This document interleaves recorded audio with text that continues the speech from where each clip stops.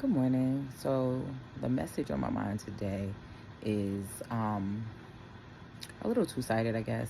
The first thing I was thinking about was how we should be humble.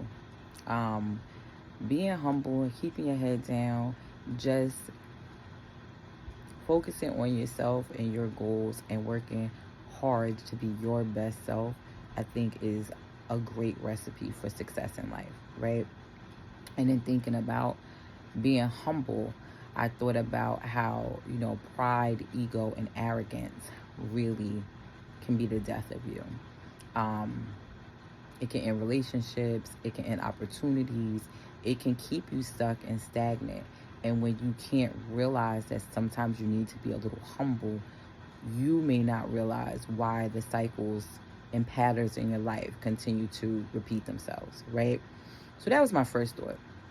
But then I was thinking about me. I get on here every day pretty much and I make, nice videos and I sound so peaceful and happy and loving and kind. And I am. But I had to work very hard and I had to do a lot of healing to be able to be who I am today. A lot of bad things happened to me in my life that were not my fault. And then I have not always been able to communicate. I have not been able to truly process and understand the things that were happening around me and why. And so there were times where I was reactive. Like my words cut like glass, spitting like venom, right? And I would say things that I did mean, and I would validate and justify my behavior by saying it's true.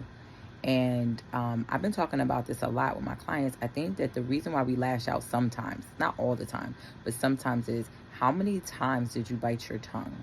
I used to say I bite my tongue so much I feel like a snake. It regenerates and I just keep biting it till it bleeds because I don't want to hurt other people.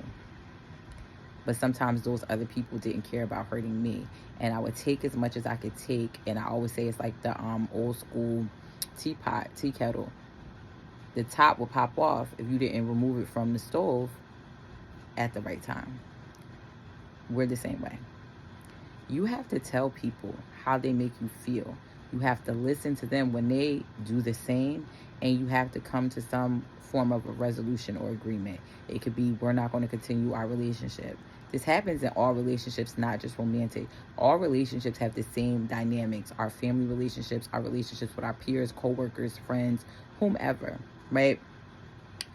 Or we need to fix it, and then you kind of negotiate on what that looks like and how each party is going to do their part, play their role, play their position, stay in their lane to make things happen.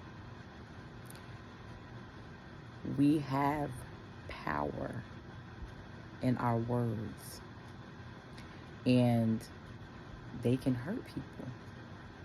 They can. But guess what else they can do? They can help you and they can help other people, which is why I'm choosing to verbalize and voice my concerns the way that I do, to be an open book, to be real, authentic, and honest about the things that have challenged me in my life and the healing that I've done to overcome them. Because I want people to see peace and positivity is possible after chaos and calamity. I'm an open book because I choose to be. I like having control over my mouth, my mind, my attitude, my behavior, and my interactions with others. That's the beauty of being humble and the benefit of healing. So be humble, heal, be your best, try your best. Even if you fall short, give yourself some grace and say, I'm trying to be better than I was before. And that's amazing. Go be great today and make good choices.